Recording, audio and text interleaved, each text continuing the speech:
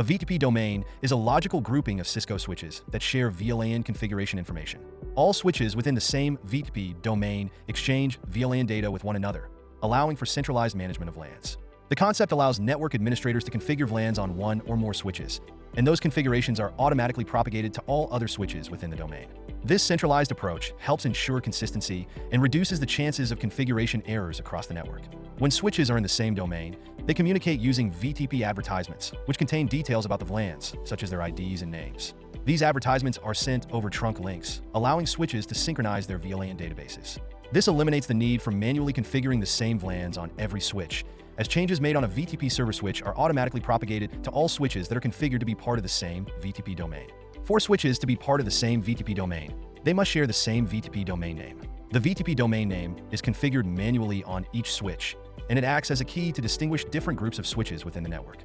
A VTP domain can span across multiple physical locations, provided the switches are interconnected, making it ideal for larger networks.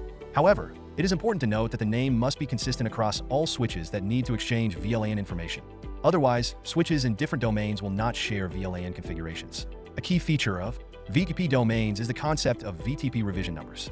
Each time a change is made to the VLAN configuration on a VTP server, the revision number is increment. Switches within the same VTP domain compare these revision numbers to determine which VLAN configuration is the most recent. This helps ensure that the most up-to-date VLAN data is maintained across all switches within the domain.